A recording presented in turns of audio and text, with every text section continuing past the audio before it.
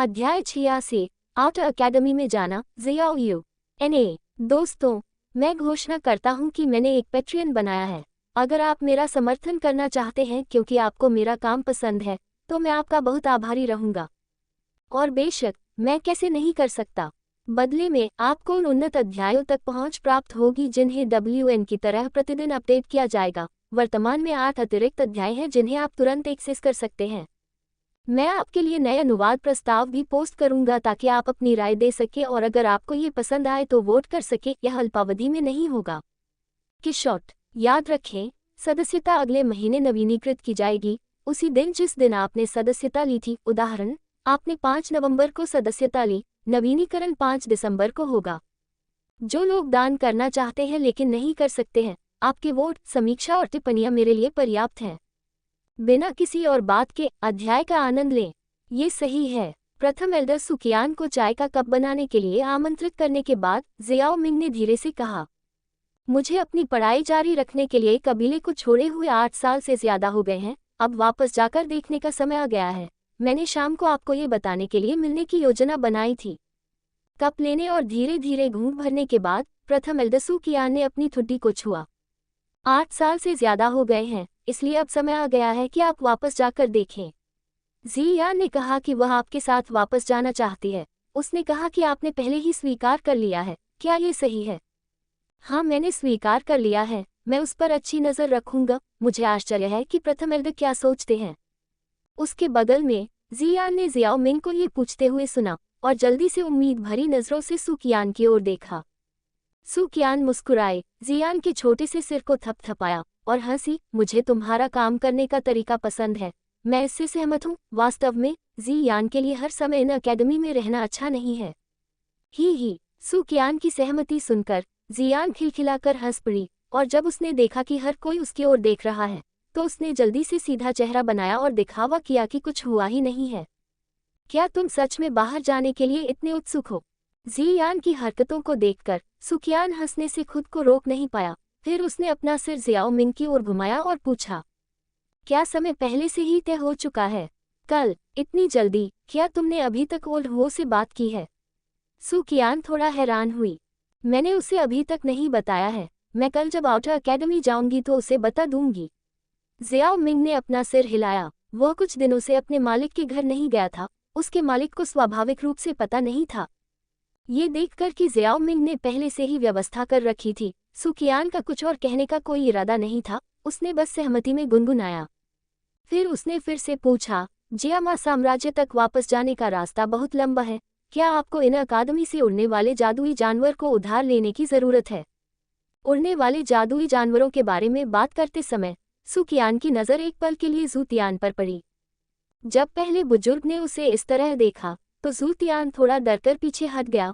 उसकी धारणा में उसके सामने वाले बुजुर्ग की ताकत अथाह थी और उसे डर था कि उसके पास 7वें दर्जे के जादुई जानवर की ताकत है। ज़ूतियान की हरकत देखकर पहले बुजुर्ग को अपने दिल में थोड़ा आश्चर्य हुआ। इस स्नो स्काई डेमन ऐप की धारणा अभी भी काफ़ी तेज थी। मैं तुमसे यह बात कहने ही वाला था, प्रथम एल्डर, जियामा साम्राज्य की वापसी की यात्रा बहुत लंबी है। मेरे पास अभी भी बाहरी अकादमी में 2 कबीले के सदस्य हैं जो इस बार मेरे साथ लौटेंगे, इसलिए मैं अकादमी के ग्रिफिन जानवर को कुछ समय के लिए उधार लेना चाहूँगा। ठीक है, जब तुम कल निकलोगे तो तुम फ्लाइट स्टेशन पर लोगों से बात कर सकते हो।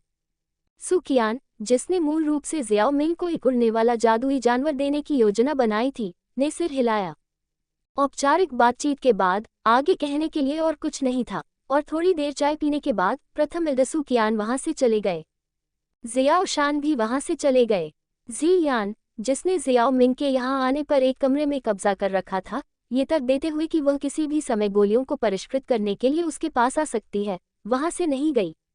बैठक कक्ष में चुप ज़ूतियान को देखने के बाद जियाओ मिंग ने अपने बगल में खाली कमरे की ओर इशारा किया। तुम आज रात वहां रुकोगे, वहां बिस्तर है, बाद में खुद को साफ कर लेना। फिर वह जियान की ओर मुड़ा, जिसने बिना जाने कब कोर क्विंचिंग बॉडी मिल्क वाली जैद बोतल निकाल ली थी और उसे अपने मुंह में डाल रही थी। कम पियो, अगर तुम ज्यादा पियोगे तो मैं तुम्हें नहीं ले जाऊंगा अगर तुम कल नहीं उठ पाए। कोर क्विंचिंग बॉडी मिल्क में बहुत ज्यादा ऊर्जा थी और जादुई जानवरों के लिए ज्यादा पीना एक व्यक्ति के नशे में होने और पचाने के लिए सोने जैसा था। तो मैं इसे नहीं पीऊंगी, मैं इसे बाद में पीऊंगी। जियाओ मिंग को ये कहते हुए सुनकर जियान ने अपने होठों को चटकाया और प्रलोभन का दृढ़ता से विरोध करते हुए कहा। जियान की कोमल अभिव्यक्ति को देखकर जियाओ मिंग मुस्कुराए बिना नहीं रह सकी और उसके सिर को सहलाया। अच्छी तरह आराम करो, हम कल जल्दी निकलेंगे। अगले दिन जियाओ मिंग जल्दी उठ गई। अपनी सुबह की कसरत के बाद जियाओ मिंग जू तियान के कमरे में गई और दरवाज़ा खटखटाया। उठो। दरवाज़ा चरमराते हुए खुला और कमरे में एक खिड़की खुली। बर्फ की तरह सफ़ेद माने वाला यह कोई और नहीं बल्कि जू तियान था, जिसने आज एक उचित सूट पहना था, जो कि जियाओ शान का था, क्योंकि दोनों आकृतियों में ज्यादा अंतर नहीं था। जू तियान को जाते देख जियाओ मिंग पलटा और जियान के कमरे में गया और फिर से दरवाज़ा खटखटाया।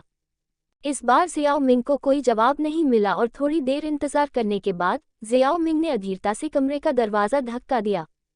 कमरे का लेआउट उसके अपने जैसा ही था, साधारण लकड़ी के फर्नीचर के साथ, बिना किसी सजावट के।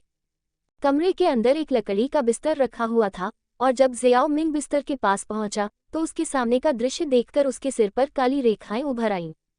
उसने जियान को देखा, जो बड़े करीने से कपड़े पहने हुए थी, बिस्तर पर टेढ़ी मेढ़ी लेटी हुई थी, रजाई से सिर्फ उसके पिंडलियां ढंकी हुई थी। उसके चेहरे पर एक सुकून भरा भाव था और उसके हाथ में जैक की एक छोटी बोतल थी।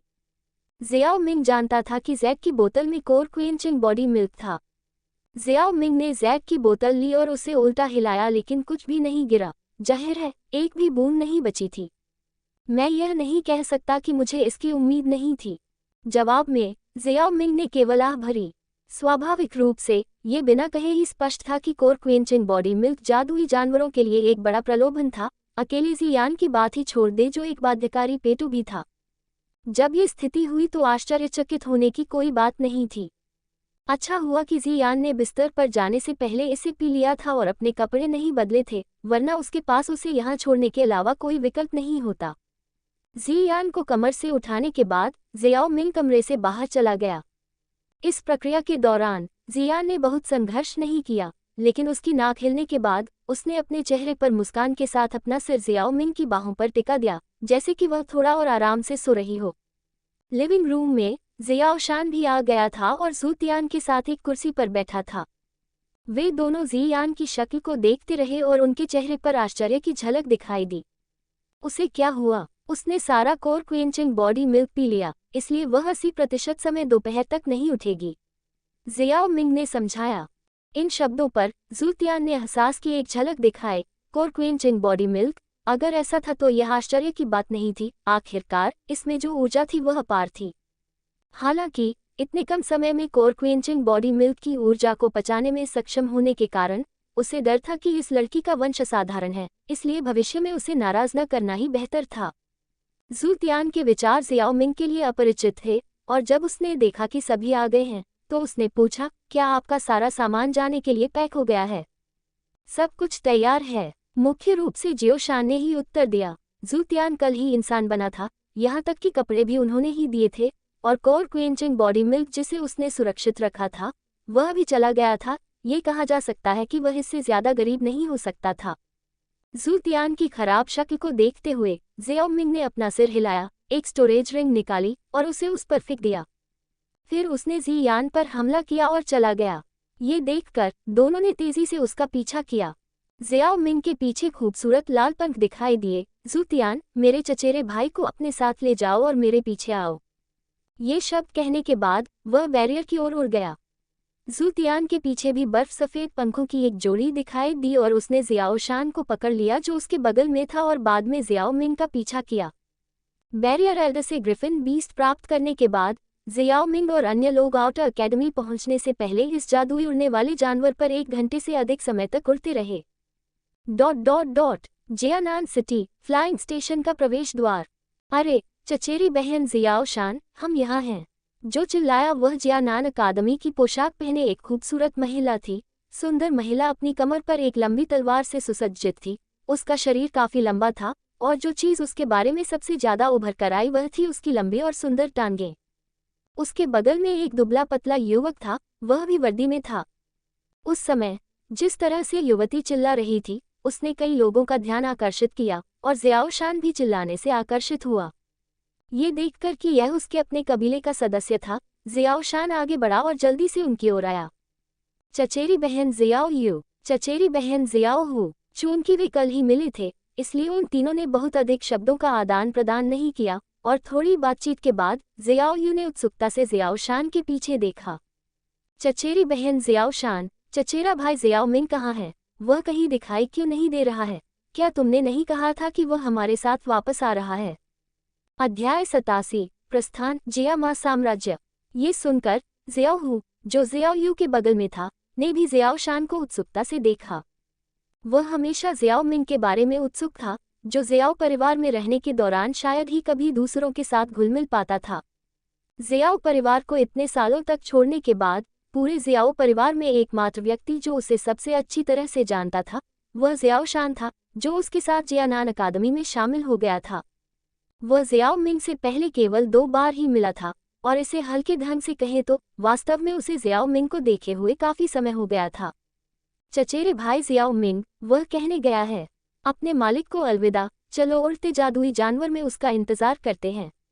जियोशान ने समझाया।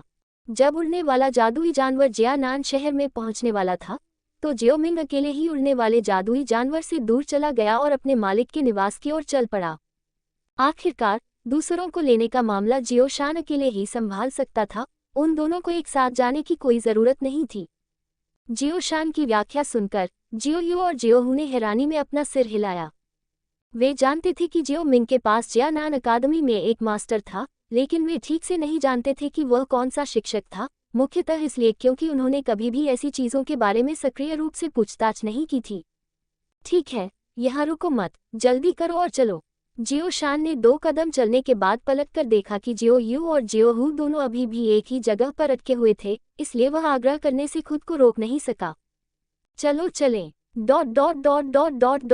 बड़े हुओं के निवास में बहुत कुछ नहीं बदला था। यह अभी भी वही था, वही छोटा सा आंगन जो पूरी तरह से बांस से बना है। अपने सामने छोटे से शांत आंगन को देखते हुए जियाओ मिंग ने आंगन का दरवाजा खोला और धीरे धीरे कमरे के दरवाजे की ओर बढ़ा। जैसे ही वह उसे खोलने वाला था, कमरे का दरवाजा खुला और उसकी आंखों में एक सुंदर चेहरा दिखाई दिया। जियाओ मिंग ने हैरान युवती को देखा और मुस्कुराया। बहुत दिनों से तुम्हें नहीं देखा, हू जिया, तुम यहाँ गुरु के साथ क्यों हो? जब जियाओ मिंग अपने गुरु एल्डर हुओ को ढूंढ रहा था तो कभी कभी वह हू जिया को भी ढूंढ रहा था, इसलिए पिछले कुछ सालों में उन दोनों के बीच ज्यादा जुड़ाव नहीं रहा। मेरे दादाजी ने मुझे दादाजी हुओ को कुछ देने के लिए कहा था, मुझे उम्मीद नहीं थी कि तुम आ जाओगे। वैसे तुम्हें मुझसे मिलने आए हुए कुछ महीने हो गए हैं। हू जिया ने अपने बालों को पीछे की ओर झटकते हुए मुंह बनाया। बीच के 6 सालों में हू जिया का शरीर धीरे धीरे बड़ा हो गया था और 14 साल की उम्र में और अपने चरम पर इस कदम का एक अलग स्वाद था। माफ करना, मैं काफी व्यस्त रहा हूँ। जियाओ मिंग ने असहाय होकर अपने हाथ फैलाए और कहा, डूकिंग क्षेत्र में साधना में अधिक समय लगता है।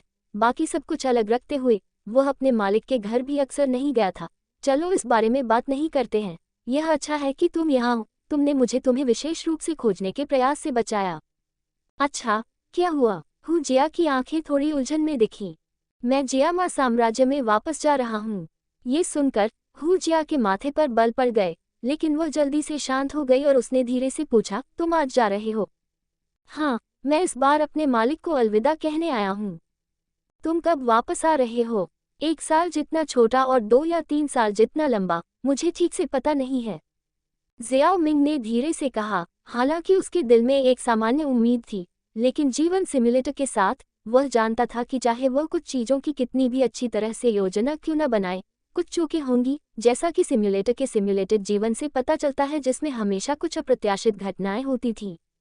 इन शब्दों को सुनने के बाद हू जिया की अभिव्यक्ति थोड़ी उदास और थोड़ी आत्महीन थी। पहले तो मैंने सोचा, मैंने तुम्हें इन अकेडमी में मेरा इंतजार करने के लिए भी कहा था, लेकिन मुझे उम्मीद नहीं थी कि पलक झपकते ही तुम पहले ही स्नातक हो चुके हो, जबकि मैं अभी भी डू प्रैक्टिशनर दायरे में हूँ। ये जियाओ मिंग को नहीं पता था कि इस टिप्पणी को कैसे लिया जाए, लेकिन अच्छी बात यह है कि हू जिया ने खुद पर हंसा और फिर कहा, जियामा साम्राज्य जियानान अकादमी की तरह नहीं है। अगर कुछ हुआ तो अकादमी से तुम्हारी मदद करने वाला कोई नहीं होगा, इसलिए जब तक तुम वापस नहीं आ जाते तुम्हें सावधान रहना चाहिए। अगर अभी यहाँ जियानान अकादमी के छात्र होते तो वे ये देखकर आश्चर्यचकित होते कि जियानान अकादमी की प्रसिद्ध छोटी चुड़ैल एक सहपाठी की इतनी परवाह करती है।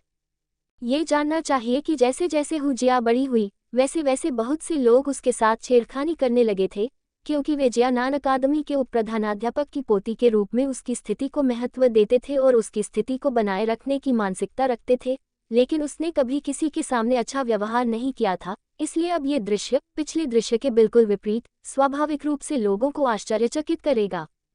मैं समझता हूँ बाहर खतरा है, मैं सावधानी से काम लूंगा। जियाओ मिंग हल्के से हंसा। यह अच्छा है कि तुम समझ गए। हु जिया ने बड़बड़ाया और रास्ते से हट गया। मैं अब तुम्हें और देर नहीं करूंगा। दादाजी हुओ को ढूंढो, मुझे अभी भी अपने दादाजी के पास वापस जाना है ताकि उन्हें बता सकूं कि मैंने उनकी मांग पूरी कर दी है। ये कहने के बाद हु जिया जियाओ मिंग के पास से होते हुए दूर चला गया। हु जिया की पीठ को देखते हुए जियाओ मिंग एक पल के लिए चुप हो गया, लेकिन फिर भी अपना सिर घुमाया और घर में प्रवेश किया। तुम वापस आ गए। घर के अंदर एल्डर हुओ अभी भी पहले की तरह ही था, कुछ भी नहीं बदला था। वह वर्तमान में एक आराम कुर्सी पर बैठा था और उसकी आंखें जियाओ मिंग पर टिकी थी जो अभी अभी अंदर आई थी।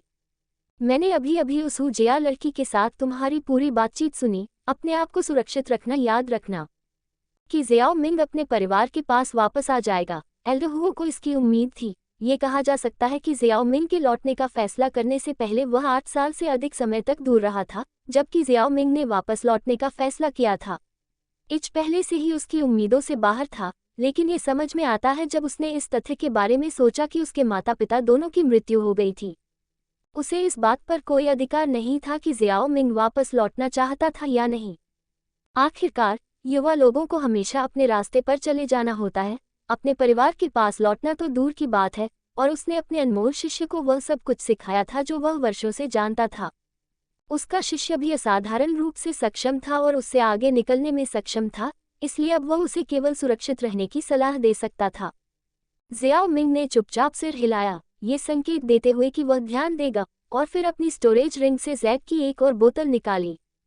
मास्टर, यह एक सोंग ब्रेकिंग पिल है, आपके शिष्य की ओर से प्रशंसा का एक छोटा सा प्रतीक। जियाओ मिंग के हाथ में जैक की बोतल देखकर एल्डर फायर ने आश्चर्य से देखा। जोंग ब्रेकिंग पिल, आपने इन कुछ महीनों में अपने कीमिया कौशल में तेजी से प्रगति की है। आप पहले से ही इस कठिनाई की गोलियों को परिष्कृत कर सकते हैं। वास्तव में जियाओ मिंग ने जोंग ब्रेकिंग पिल को परिष्कृत नहीं किया था।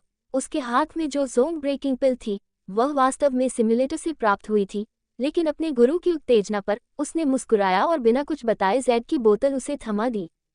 चूंकि यह प्रशंसा का प्रतीक है, इसलिए मैं मना नहीं करूंगा। अपने शिष्य को देखते हुए एल्डर हुओ ने अपनी सफ़ेद दाढ़ी को सहलाया। चूंकि जियाओ मिंग पहले से ही जोंग ब्रेकिंग पिल को परिष्कृत कर सकता था, इसलिए उसे अपने शिष्य की इच्छाओं को अस्वीकार करने की कोई आवश्यकता नहीं थी। गोली प्राप्त करने के बाद एल्डर हुओ ने उसे कुछ और सलाह दी, अपना हाथ हिलाया और जियाओ मिंग को जाने दिया। छोटे आंगन से बाहर निकलने के बाद जियाओ मिंग ने घर की ओर देखा, इससे पहले कि उसकी पीठ पर 2 पंख दिखाई दे और वह हिंसक रूप से आकाश में भाग गया। छोटे आंगन में हलचल सुनकर घर के अंदर एल्डर हुओ ने आह भरी, वह बड़ा हो गया है। जाहिर है विदाई हमेशा दुखद होती थी। ...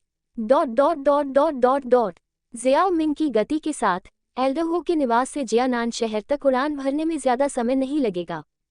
1/4 घंटे बाद जियाओ मिंग अनगिनत ईर्ष्यालु और चकित नजरों के बीच जियाओ शान के सामने उतरा। कैसा है? क्या तुमने बाकी लोगों को भी उठा लिया है? चारों ओर से आ रही निगाहों को अनदेखा करते हुए जियाओ शान को देखते हुए जो ग्रिफिन बीस्ट के पास अकेले इंतजार कर रहा था, जियाओ मिंग ने पूछा। हो गया, सब अंदर हैं।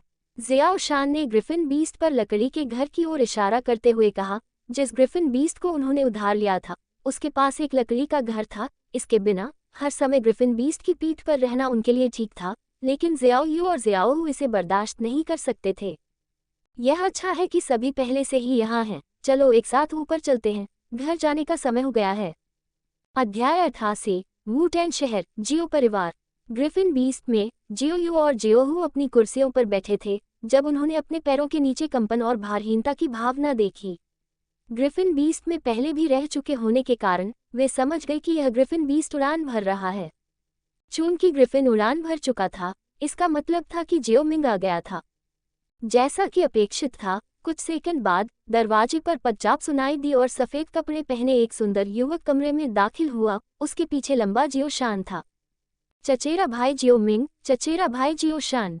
जियो मिंग और जियो शान को प्रवेश करते देख जियो हु और जियो यू जल्दी से खड़े हो गए और अभिवादन किया, जाहिर तौर पर अभी भी थोड़ा घबराए हुए थे। जियो यू और जियो हु ने अपने चचेरे भाई जियो शान से बहुत पहले ही जान लिया था कि जियो मिंग की ताकत अब डूकिंग क्षेत्र में थी, इसलिए भले ही उनका जियो मिंग के साथ रक्त संबंध था, फिर भी वे थोड़े घबराए हुए थे। उनके लिए घबराए बिना रहना असंभव था, क्योंकि वे जानते थे कि वे डूकिंग के शक्तिशाली व्यक्ति का सामना कर रहे थे। यह एक ऐसा क्षेत्र था जिसके बारे में वे अपनी सीमित ताकत के साथ सोच भी नहीं सकते थे, इसलिए इसमें कोई आश्चर्य की बात नहीं थी कि वे घबराए हुए थे।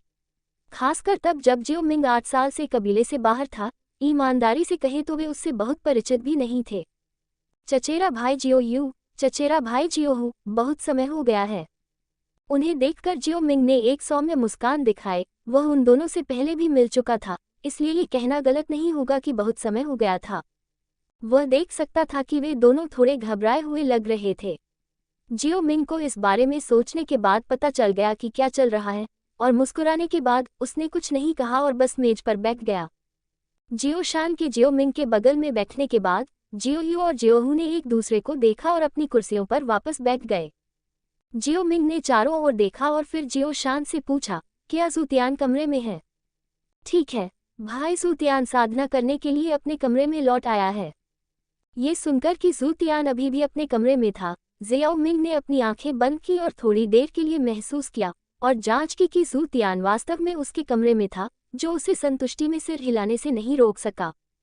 इस बार वह वास्तव में ज़ूतियान का परीक्षण करने के लिए गया था कि क्या वह उसकी अनुपस्थिति में छोड़ देगा, और ऐसा लग रहा था कि ज़ूतियान के मन में इस समय यह नहीं था। अगर ज़ूतियान भाग गया होता तो उसके पास वास्तव में उसे वापस खदेड़ने का एक तरीका होता, सिवाय इसके कि यह किसी भी पक्ष के लिए अच्छा नहीं होता। खासकर ज़ूतियान के लिए यह शायद एक और गंभीर पिटाई होती, जो कल्पना के किसी भी दायरे से यह सुखद अनुभव नहीं होगा। हालांकि ज़ूतियान को पीट कर मार डालने के बाद ले जाया गया था, फिर भी जियो मिंग एक गुलाम मालिक के रूप में उस पर बहुत अधिक प्रतिबंध नहीं लगाना चाहता था। भले ही ज़ूतियान उसे मालिक कहता था और खुद से ऐसा व्यवहार करता था जैसे कि वह एक नौकर की स्थिति में हो। अब उसके व्यवहार से जियो मिंग ने सोचा कि शायद वह ज़ूतियान को प्रशिक्षित करने पर विचार कर सकता है, जो उसके लिए बहुत कम उपयोगी था लेकिन जियो परिवार के लिए बेहद उपयोगी था। अगर जियो परिवार में ज़ूतियान होता तो वह कुछ कुत्तों और बिल्लियों को जियो परिवार के साथ खिलवाड़ करने से रोकता और फिर वे उससे हस्तक्षेप करने के लिए कहते।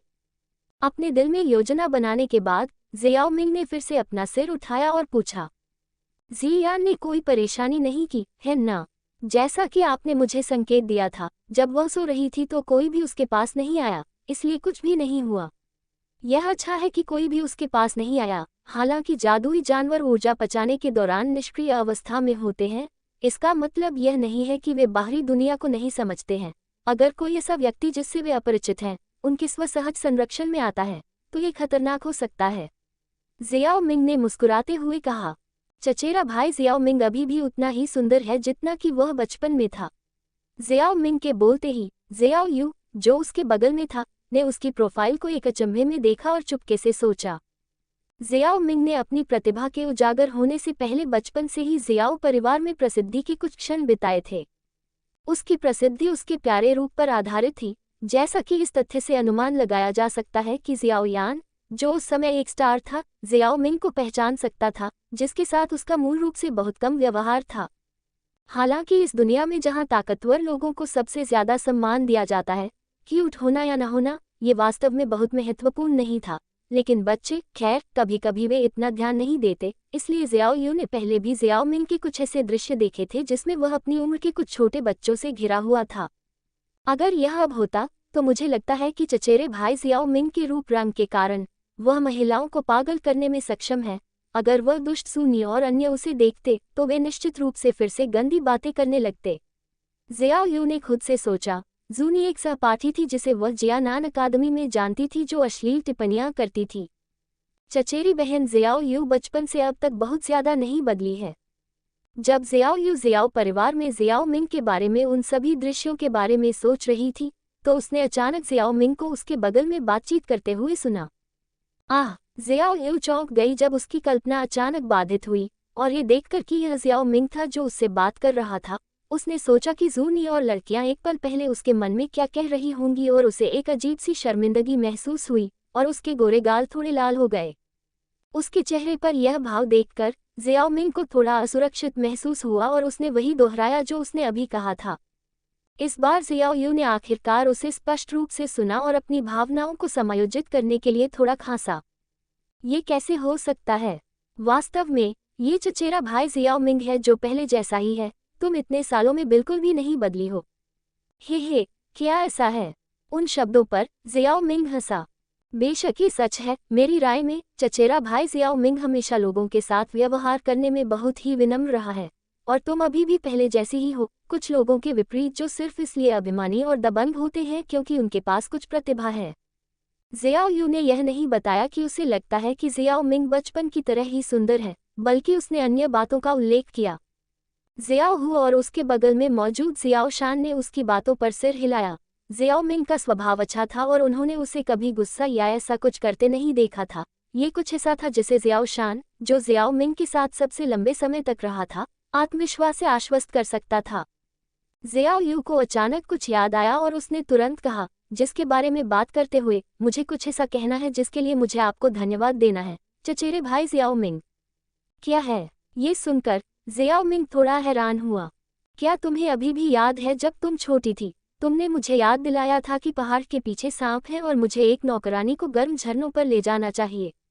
जियाओ मिंग की अभिव्यक्ति आश्चर्य में थी, फिर उसने सिर हिलाया और कहा, मुझे याद है। क्या ये संभव है कि तुम वास्तव में सांपों से मिले हो? तुम्हें काटा नहीं गया है न? वास्तव में पीछे के पहाड़ में एक प्रकार का गैर विषैला सांप है जो लोगों को बहुत दर्दनाक तरीके से काटता है। मैंने भी इसका सामना किया है। ये सिर्फ इतना है कि उस तरह का सांप आम नहीं है, और यह काफी दुर्भाग्य है कि आप इसका सामना कर चुके हैं, चचेरे भाई शियाओ यू। शियाओ शान ने उसके बगल में कहानी को फिर से शुरू किया। शियाओ यू ने अपना हाथ हिलाया और कहा, मैंने सांप का सामना नहीं किया, लेकिन मैंने एक भेड़िए का सामना किया। आह, क्या पहाड़ के पीछे अभी भी एक भेड़िया है? आपने इसे गलत देखा होगा। शियाओ शान की अभिव्यक्ति भ्रमित थी। पिछला पहाड़ शियाओ परिवार के पिछवाड़े से जुड़ा हुआ था कि वहां गैर विषैले सांप पहले से ही सीमा थी, वहां एक भेड़िया कैसे हो सकता है? शियाओ हु, जिसने हाय के अलावा ज्यादा कुछ नहीं कहा था, मैं भी उलझन में था। जियो परिवार के पीछे के पहाड़ में भेड़ियों का होना वास्तव में असंभव था। जियो शान और अन्य लोगों की उलझन भरी अभिव्यक्ति को देखकर जियो यू को पता था कि उन्होंने गलत समझा है और इसे स्पष्ट न करने के लिए खुद को दोषी ठहराया और तुरंत समझाया, यह एक कामुक भेड़िया है। जियो शान और अन्य लोग मूर्ख नहीं थे, और जब उसने ऐसा कहा तो सभी समझ गए। क्या आप ये कहने की कोशिश कर रहे हैं कि आप गर्म पानी के झरने में झांकते हुए एक विकृत व्यक्ति से मिले? जियो मिंग ने अपने चेहरे पर एक अजीब नज़र के साथ कहा, क्योंकि अचानक उसके दिमाग में एक नाम आया। यह नहीं हो सकता है न? किसमें इतनी हिम्मत है कि वह इतना साहसी हो? प्रश्नवाचक चिन्ह उद्धरण चिन्ह। बगल में खड़ी जियो शान थोड़ी हैरान थी। जियो परिवार के नियम सख्त थे, और जो कोई भी ऐसा करने की हिम्मत करता था उसे कड़ी सजा दी जाती थी। वास्तव में एक था, क्योंकि मैंने सुना कि तुम कहते हो कि पीछे के पहाड़ में सांप हैं। मैं गर्म पानी के झरने में नहाने की तैयारी करने से पहले नौकरानी के साथ आसपास के माहौल की जांच करने में कुछ समय बिता रहा था। यह उस समय था जब जियाओ यान अचानक अंदर आया और मुझे पता चला। जियाओ मिंग ने ये कहते हुए सुना। जियाओ यू ने जल्दी से समझाया। जियाओ यान, ये नाम सुनकर जियाओ मिंग की थोड़ी प्रतिक्रिया हुई, जबकि उसके बगल में जियाओ हु और जियाओ शान ने थोड़ी अधिक प्रतिक्रिया व्यक्त की और अविश्वास में कहा, वह विकृत व्यक्ति जियाओ यान है। नहीं, वह कबीले के मुखिया का बेटा है। ऐसा कोई तरीका नहीं है कि वह इस तरह के मामले की गंभीरता को न जानता हो। हम क्यों नहीं जानता? तुम लोग इतने लंबे समय से कबीले में नहीं हो, लेकिन तुम नहीं जानते कि वह छोटा सा कमीना कितना क्रोधित करने वाला है। वह अपनी नाक आसमान की ओर रखता था, क्योंकि उसके पास कुछ प्रतिभा थी। गर्म पानी के झरनों में घुसना और यह कहना कि वह गलती से अंदर आ गया है, कौन इस पर विश्वास करेगा? जियाओ यू के स्वर में नाराजगी और अवमानना लगभग छलक आई थी, और वह जियाओ यान के प्रति बहुत शत्रुतापूर्ण लग रही थी। दोनों के बीच झगड़े का कारण शायद जियाओ यान का गर्म पानी के झरने में दिखाई देना था। जियाओ यू ग्रैंड एल्डर की पोती होने और अच्छी प्रतिभा होने के कारण एक ऐसा व्यक्तित्व था जो इतना अच्छा स्वभाव वाला नहीं था, बल्कि थोड़ा द्वेषपूर्ण था, और ज़ियाओ यान को हमेशा इस तरह से उकसाने के बाद उसके द्वारा याद किया जाता था। अगर किसी को ये बताना हो कि ज़ियाओ परिवार में अब ज़ियाओ यान से सबसे ज़्यादा नफरत कौन करता है, तो अनुमान लगाया गया कि वह सूची में सबसे ऊपर हो सकती है। ज़ियाओ यान के अहंकार के लिए ज़ियाओ यू के मुंह से कहा गया, बाकी सभी वास्तव में इसके बारे में जानते थे। वास्तव में ये समझना मुश्किल नहीं था, अहंकार प्रतिभाशाली लोगों की एक आम समस्या थी। ज़ियाओ यान की पिछली प्रतिभा ज़ियाओ मिंग के बाद ज़ियाओ परिवार में दूसरी सबसे अच्छी थी, और वह कबीले के मुखिया का बेटा था, जिसे उसके 2 बड़े भाइयों ने लाड़ प्यार दिया था। उसके लिए दूसरों के प्रति अहंकारी होना असामान्य नहीं था। जियानान अकादमी जैसी जगह में, जहां प्रतिभाशाली लोग इकट्ठा होते थे, उन्होंने कई अभिमानी छात्रों को देखा था, इसलिए अब वे उनके साथ सामान्य व्यवहार कर सकते थे। जब तक किसी के पास ताकत और प्रतिभा है, वह जितना चाहे उतना अभिमानी हो सकता है। कोई कुछ नहीं कहेगा, दूसरे लोग अपने दिल में आपका अपमान करेंगे, लेकिन सतह पर वे अभी भी आपके साथ सम्मान से पेश आएंगे। बेशक, चूंकि आप अभिमानी थे, इसलिए आपके पास हर समय अभिमानी होने की ताकत होनी चाहिए। अन्यथा, अगर इस प्रक्रिया में आपने किसी ऐसे व्यक्ति को नाराज कर दिया जिसे आपको नहीं करना चाहिए, तो यह एक आपदा होगी। दूसरे लोग अपने सभी पिछले शिकायतों को आप पर डालने का अवसर लेंगे। दूसरों की नकारात्मक भावनाओं का लक्ष्य बनना वह परिणाम है जिसका सामना करना पड़ता है। ज़ियाओ यू को देखते हुए, जो ज़ियाओ यान के प्रति बहुत शत्रुतापूर्ण था, ज़ियाओ शान ने आह भरी ईमानदारी से उससे लगा कि ज़ियाओ यू के शब्दों में अभी भी कुछ सच्चाई थी। चाहे ज़ियाओ यान गर्म पानी के झरने में प्रवेश करने का इरादा रखता हो या नहीं, प्रवेश करना अभी भी गलत था।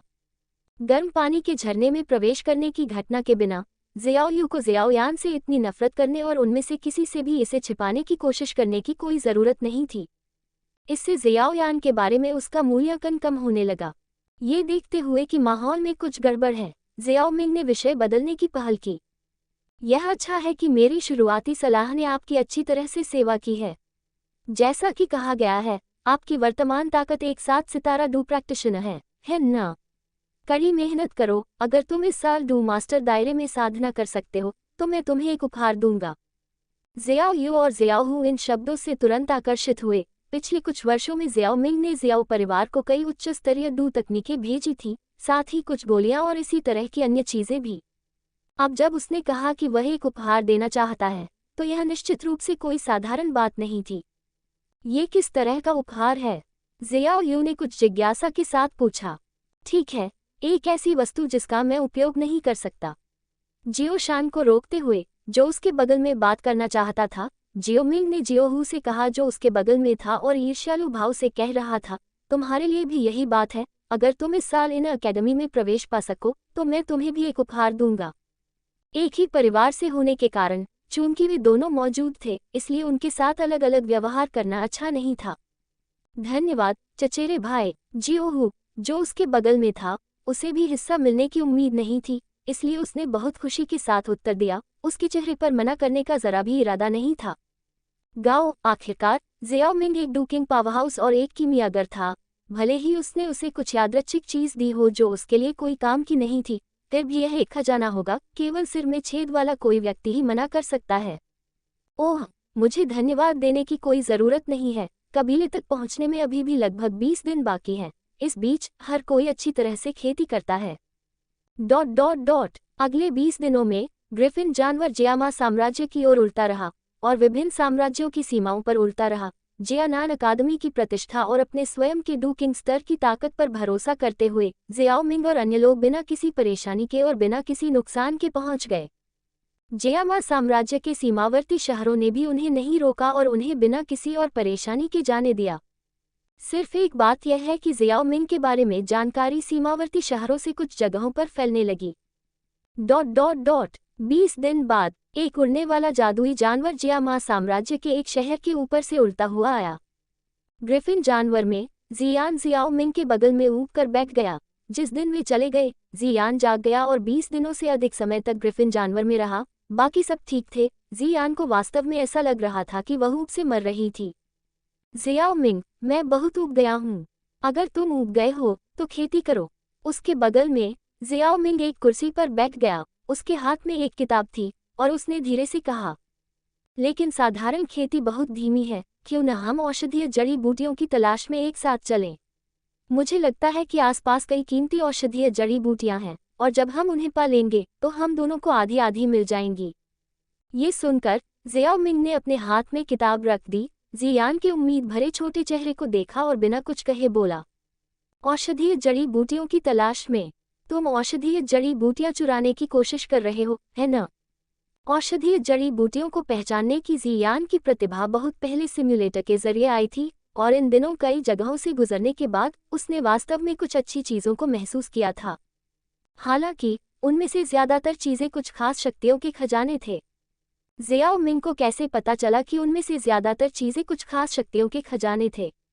ऐसा इसलिए था क्योंकि जियान ने शुरू से ही कहना शुरू कर दिया था कि वह ऊब गई है, और उसकी दयनीय सूरत देखकर जियाओ मिंग एक बार उसके साथ बाहर जाने के लिए तैयार हो गया था। अप्रत्याशित रूप से हर बार जब जियान किसी जगह की ओर इशारा करता तो वह एक शक्तिशाली व्यक्ति की आभा वाली एक कड़ी सुरक्षा वाली इमारत होती। उस पल जियाओ मिंग चौंक गया, जियान को पकड़ लिया और भाग गया, इस डर से कि जियान उस पर ध्यान न देते हुए चुपके से अंदर घुस जाएगा और उसे पकड़ लिया जाएगा। वह बस शांति और शांति से घर जाना चाहता था, वह पीछा नहीं करना चाहता था। तुम उन लोगों से क्यों डरते हो? उनमें से कई लोग तुम्हारे जितने मजबूत नहीं हैं। जियान का छोटा सा चेहरा असंतोष से भर गया। मैं उनसे नहीं डरता, बस परेशानी पैदा करने की कोई ज़रूरत नहीं है। हमें बहुत जल्द अपने गंतव्य पर पहुंच जाना चाहिए। क्या तुम्हें जड़ी बूटियां नहीं चाहिए? लो, ये तुम्हारे लिए है। जियान की नाखुश सूरत देखकर जियाओ मिंग ने असहाय होकर अपना सिर हिलाया और अपनी स्टोरेज रिंग से एक लाल फल निकाला और जियान को थमा दिया। यह एक सिंदूरी फल है। जब उसने फल देखा तो जियान की आंखें चमक उठी और उसके चेहरे पर नाखुशी का भाव तुरंत गायब हो गया। सिंदूरी फल एक दुर्लभ औषधीय जड़ी बूटी थी जिसका स्वाद बहुत अच्छा था। वह इस फल के लिए बहुत पहले से तरस रही थी, लेकिन जियाओ मिंग ने उसे नहीं दिया था। एक विशेष सुगंध के साथ मीठे स्वाद ने उसकी स्वाद कलियों को उत्तेजित कर दिया और जियान ने इसे खाते हुए कहा, स्वादिष्ट। जियान के बालों को रगड़ते हुए जियाओ मिंग कमरे से बाहर चला गया। कमरे के बाहर वह जगह थी जहां उसने पिछली बार जियाओ यू और अन्य लोगों के साथ बातचीत की थी, जिसे शायद ही लिविंग रूम कहा जा सकता है। इस समय जियाओ शान लिविंग रूम की खिड़की के पास खड़ा था, दूर तक देख रहा था। जियाओ मिंग उसके पास आया और पूछा, हमें वुटान सिटी पहुंचने में कितना समय लगेगा? ये सुनकर जियाओ शान ने एक नक्शा निकाला और उसकी तुलना करने के बाद कहा, हम अभी अभियान सिटी से गुजरे हैं। ग्रिफिन बीस्ट की गति से हमें 20 मिनट में पहुंच जाना चाहिए। ओह, हम आखिरकार लगभग वहां पहुंच ही गए हैं। जियाओ यू और अन्य लोगों से बात करो। ठीक है। जियाओ शान की वापसी को देखने के बाद जियाओ मिंग ने खिड़की से बाहर देखने के लिए अपना सिर घुमाया और बुदबुदाया। समय गिनते हुए आज वह दिन होना चाहिए जब जियाओ परिवार कबीले के सदस्यों की डूखी हुई का परीक्षण करेगा। पिछले कुछ दिनों में उसने कुछ जीवन सिमुलेशन किए थे और सैकड़ों हजारों सोने के सिक्के प्राप्त किए थे। वस्तुओं के बारे में कहने के लिए बहुत कुछ नहीं था, लेकिन सिमुलेशन में से एक ने उल्लेख किया कि आज वह समय था जब कबीले की डूखी हुई परीक्षा आयोजित की जाएगी। वुटान शहर का जियो कबीला, डूखी हुई परीक्षण, जादू पत्थर स्मारक का चौक। युवा लड़के और लड़कियां एक साथ भीड़ लगाते थे और समय समय पर एक युवक जिसका नाम पुकारा जाता था अपनी डूखी हुई का परीक्षण करने के लिए केंद्रीय मंच पर भागता था। परीक्षण जादू पत्थर की गोली के बगल में एक मध्यम आयु वर्ग का व्यक्ति था जो गोली पर दिखाई देने वाली जानकारी की घोषणा करने का प्रभारी था। जियो डू शिष्य 6 स्टार स्तर मध्यवर्ती। अध्याय 89, जियोयान जो निराशा में है। जियो लिंग डू शिष्य 6 स्टार स्तर एल इंटरमीडिएट। जियो मेई डू शिष्य 7 सितारा स्तर उच्च। जियो निंग डू शिष्य 8 सितारा स्तर उच्च। उद्धरण चिन्ह उद्धरण चिन्ह। विशाल पत्थर का प्रशिक्षण मैदान 100 से अधिक युवकों से भरा हुआ था और आवाजों का कोलाहल आसमान तक पहुंच गया। प्रशिक्षण मैदान के बाईं ओर ऊंचे मंच पर जियो परिवार के कुछ सदस्य बैठे थे और बीच में कबीले के मुखिया जियो झान और 3 बुजुर्ग, साथ ही कुछ महत्वपूर्ण व्यक्ति थे। मंच पर ऊर्जावान लड़के और लड़कियों को देखकर ग्रैंडेल्डर के चेहरे पर खुशी की मुस्कान थी। खासकर अपने पोते जियो निंग को देखने के बाद वह अपने चेहरे पर मुस्कान नहीं छिपा सके। थोड़ी देर हंसने के बाद ग्रैंडेल्डर ने अचानक जियो झान से कहा, जो उनके बगल में था, हाँ, जब से जियो मिंग ने उनकी हुई विधियों और डू तकनीकों को वापस भेजा है तब से हमारा कबीला काफी मजबूत हो गया है। बहुत अच्छे बीज भी हैं, क्या आपको नहीं लगता? जियाओ झान। जियाओ झान जियाओ परिवार कबीले का मुखिया जो उसके बगल में खड़ा था, बिना कुछ कहे ठंडी सांस ली। जब से जियाओ मिंग ने जियाओ शान से उन्हें कुछ उच्च स्तरीय तकनीक और गोलियां भेजने के लिए कहा था, जियाओ परिवार की ताकत में जबरदस्त वृद्धि हुई थी और कबीले में कई 2 ग्रैंड मास्टर उभरे थे। पिछले साल जियाओ शान एक बार वापस भी आया था और तब तक वह पहले से ही एक आत्मा बन चुका था, जो सीधे वुटैन शहर में बड़े और छोटे परिवारों को डराता था। ये कहा जा सकता है कि इस समय जियाओ परिवार अब वुटैन शहर का सर्वोच्च स्वामी था और इस अर्थ में ग्रैंड एल्डर सही था। हालांकि वह जानता था कि ग्रैंड एल्डर के पास अच्छे इरादे नहीं थे और उसके शब्दों में कुछ था, ये कहकर कि कई अच्छे बीज थे। वह केवल अपने पोते जियाओ निंग की प्रशंसा करने और अपने बेटे जियाओ यान का मजाक उड़ाने की कोशिश कर रहा था। हालांकि वह उसे फटकारने का इरादा रखता था, ग्रैंड एल्डर इतना कपटी था कि उसने नाम नहीं लिया अपने बेटे को सीधे, इसलिए जियो झान केवल ये दिखावा कर सकता था कि उसने उसे नहीं सुना था। ये देखकर कि जियो झान ने उसे अनदेखा कर दिया, ग्रैंड एल्डर हंसे और अब उसे चिढ़ाना बंद कर दिया, जिसने आज उसे अच्छे मूड में रखा। जियो निंग पहले ही 8 सितारा डू शिष्य तक पहुंच चुका था और अब उसे अध्ययन के लिए जियानान अकादमी भेजा जा सकता था। जियो मिंग और जियो शान के साथ वह और भी तेजी से बढ़ने में सक्षम होना चाहिए और शायद उसे पीछे छोड़कर बहुत जल्द ही डू स्पिरिट पावर हाउस बन जाए। इसमें एक जियो यू जोड़े जो पहले से ही जियानान अकादमी में था, उसके सभी पोते पोतियों का भविष्य अच्छा था, इसलिए वह खुश होने से खुद को रोक नहीं सका। सिर्फ इसलिए कि ग्रैंड एल्डर चिढ़ाना नहीं चाहता था, इसका मतलब यह नहीं था कि दूसरे नहीं चाहते थे। दूसरे एल्डर, जिन्होंने काले रंग की पोशाक पहनी थी, ने अपनी दाढ़ी को सहलाया और धीरे से कहा, अच्छे बीजों की बात करें तो हमारे जियो परिवार के दूसरे प्रतिभाशाली जियो यान ने परिवार के बहुत सारे पैसे खर्च किए हैं, लेकिन क्या वह ठीक हो गया है या नहीं? तुम्हारा क्या मतलब है? दूसरे एल्डर ने अपने बेटे का नाम रखा, जिससे जियो झान का चेहरा ठंडा हो गया। मेरा क्या मतलब है? मतलब बहुत सरल है, भले ही मैं आपको उसका इलाज बंद करने के लिए कहूँ, ये समय की बर्बादी है। पिछले साल आपने निजी तौर पर जियो मिंग से परिवार की ओर से चौथे स्तर के कीमियागर को खोजने के लिए चौथे स्तर की गोली की रेसिपी मांगी थी, लेकिन नतीजा ये हुआ कि यह बेकार था और गोली की रेसिपी बर्बाद हो गई। अगर हमने इसे संसाधनों के लिए बदल दिया होता तो परिवार कई और विशेषज्ञ पैदा कर सकता था, और आप इसे इस तरह बर्बाद कर रहे हैं।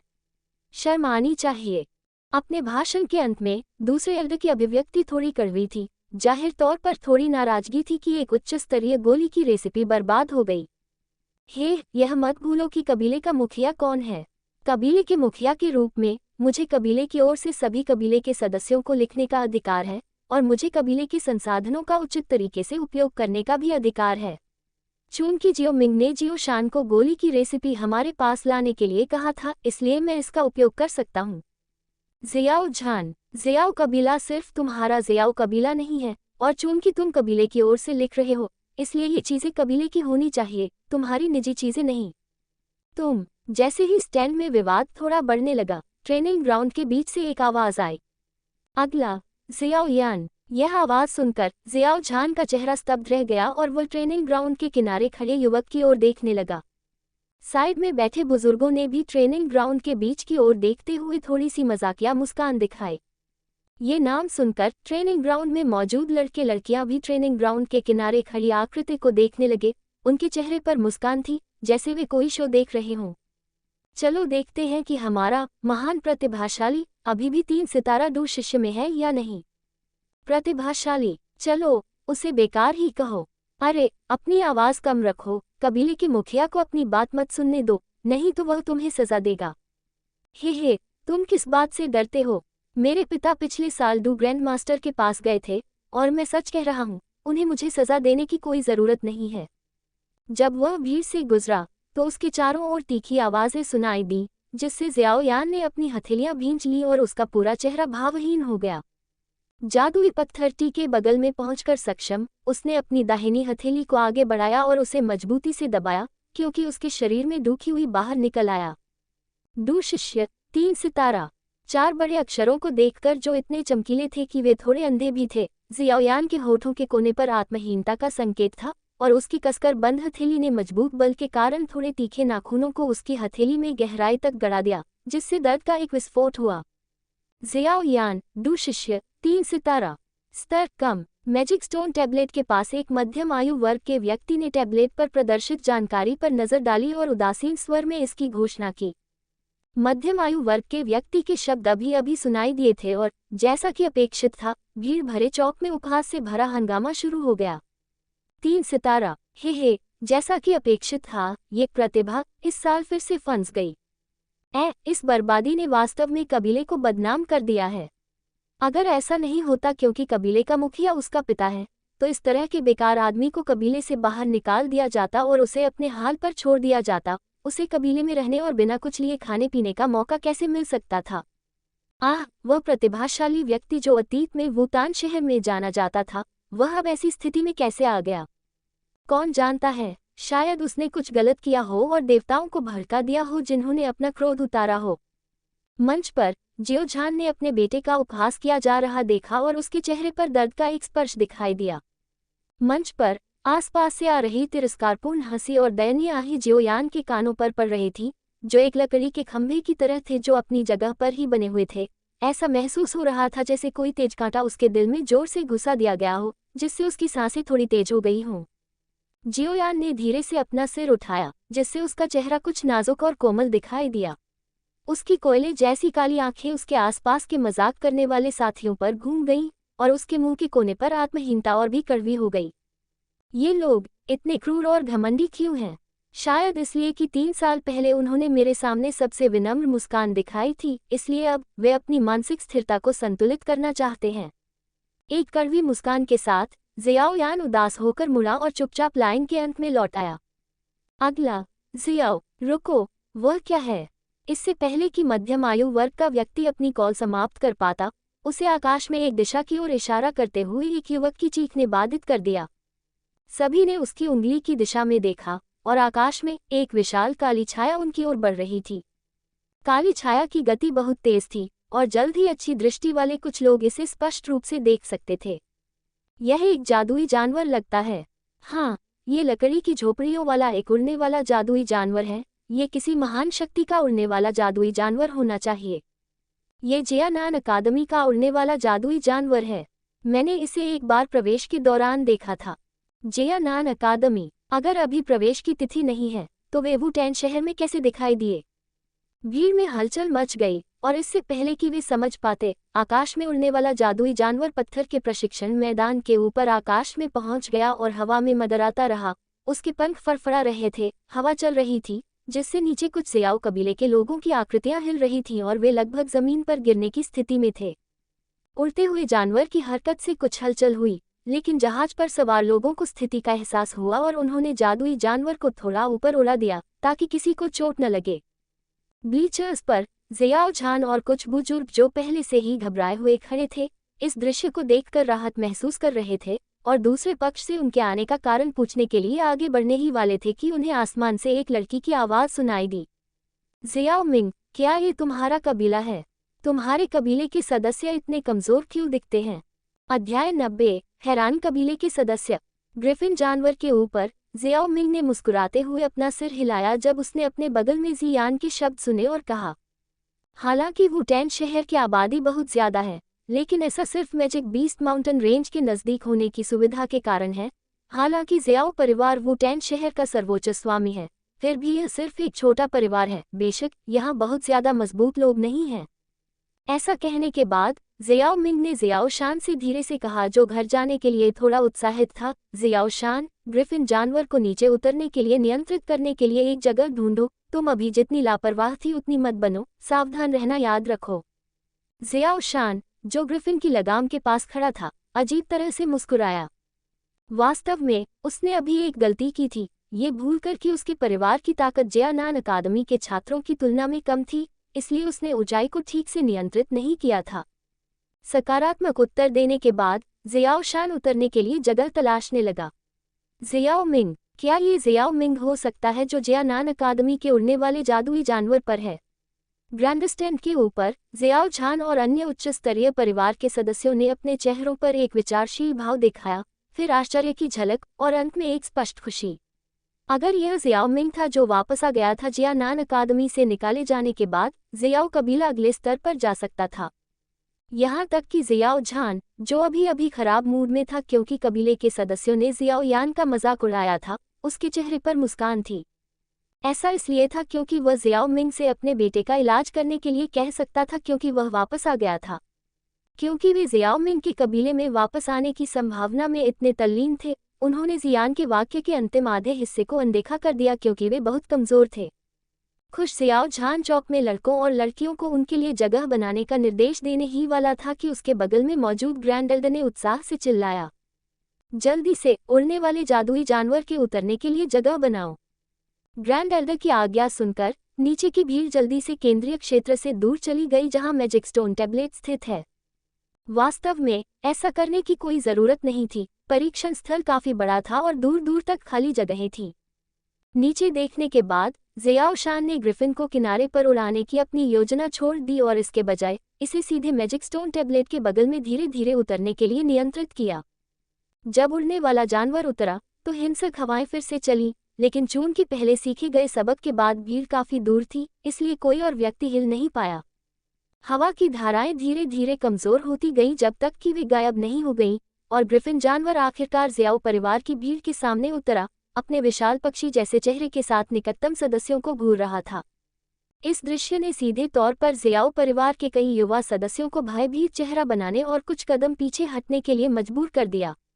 प्रशिक्षण मैदान पर न केवल युवा किशोर थे जिन्होंने दुनिया को नहीं जाना था, बीचस के ऊपर जियाओ परिवार के बड़े सदस्य बड़बड़ा रहे थे, क्या वह जियानान अकादमी का उड़ने वाला जादुई जानवर है? वह आभा कबीले के मुखिया जितनी ही मजबूत है न? ये जियानान अकादमी के योग्य है। अफसोस, अगर हमारे कबीले के पास उड़ने वाला जादुई जानवर होता तो हम बहुत सी परेशानियों से बच जाते। तुम क्या सोच रहे हो? उड़ने वाले जादुई जानवर का ये स्तर हमारे पास नहीं हो सकता। अहम, रुको, उड़ने वाले जानवर पर सवार लोग उतर रहे हैं, चलो एक नज़र डालते हैं। जियाओ झान ने निरर्थक बातचीत को बीच में ही रोक दिया और आगे बढ़ गया। कई बुजुर्ग उसके पीछे पीछे चल दिए और बाकी लोग एक दूसरे को देखते हुए तुरंत उसके पीछे चल दिए। डॉट डॉट डॉट ग्रिफिन जानवर की पीठ पर यह महसूस करते हुए कि वह रुक गया है, जियाओ मिंग ने अपने बगल में खड़े कुछ लोगों से कहा, ये रुक गया है, चलो चलते हैं। ये कहने के बाद उसने जियान को खींच लिया और बाहर चला गया। जैसे ही वे बाहर निकले, जियाओ मिंग और जियान को आसपास इंतजार कर रहे लोगों ने तुरंत देख लिया। उड़ते जादुई जानवर से लोग निकल रहे हैं। वह युवक कौन है जो सफेद कपड़े पहने एक छोटी लड़की को पकड़े हुए है? मुझे नहीं पता, लेकिन वह बहुत सुंदर है। उसके पीछे कोई है, ये चचेरा भाई जियाओ यू है। जियो यू के पीछे दुबला पतला युवक चचेरा भाई जियो हू है। चचेरा भाई जियो शान भी वहाँ है। चूंकि जियो मिंग बहुत लंबे समय से जियो परिवार से दूर था और बहुत छोटा था, इसलिए यह आश्चर्य की बात नहीं थी कि बहुत से लोगों ने उसे कुछ समय के लिए नहीं पहचाना और केवल कुछ लोगों ने उसके कुछ हद तक परिचित चेहरे को देखा और अपने दिल में कुछ अनुमान लगाए।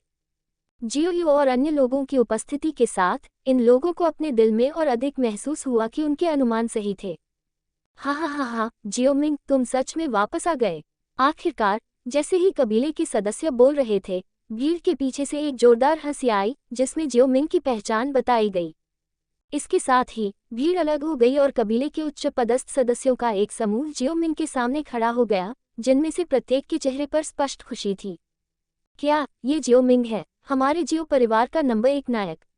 मुझे उसे देखे हुए कई साल हो गए हैं, मैं उसे पहचान भी नहीं पाया। हाँ, मैंने बहुत पहले ही अनुमान लगा लिया था, जियाओ मिंग अभी भी उतना ही सुंदर है जितना बचपन में था। हाँ, हमारे जियाओ परिवार में सबसे मजबूत व्यक्ति की वापसी एक बहुत बड़ी खुशी है। हम निश्चित रूप से एक भोज का आयोजन करेंगे और आज रात अच्छा समय बिताएंगे। चचेरे भाई जियाओ मिंग इस बार वापस आने पर परिवार में काफी लंबे समय तक रहने में सक्षम होंगे। उनके 16 साल के वयस्क होने के समारोह में अभी 1 साल से थोड़ा अधिक समय है। उद्धरण चिन्ह ... उद्धरण चिन्ह। उस पहले की चीख के कारण आसपास के सभी जियाओ परिवार के सदस्यों ने जियाओ मिंग की पहचान समझ ली और फिर उन्होंने भी खुश मुस्कान दिखाई। जियाओ मिंग की जियाओ परिवार में वापसी का महत्व असाधारण था और जियाओ मिंग ने परिवार को कई चीजें भी भेजी थी। परिवार में दूसरे सबसे मजबूत व्यक्ति जियाओ शान को विकसित किया था और परिणामस्वरूप परिवार वुटैन शहर का सर्वोच्च स्वामी बन गया था। इसलिए जियाओ परिवार में उनकी प्रतिष्ठा बहुत अधिक थी, खासकर युवा लोगों के दिलों में। ये चचेरा भाई जो बचपन से ही अपनी पढ़ाई के लिए घर से चला गया था, और लगभग भगवान जैसी दिव्य क्षमता रखता था, इसलिए जब सभी ने जियाओ मिंग का नाम लिया तो उनकी आवाज़ थोड़ी अधिक सम्मानजनक हो गई।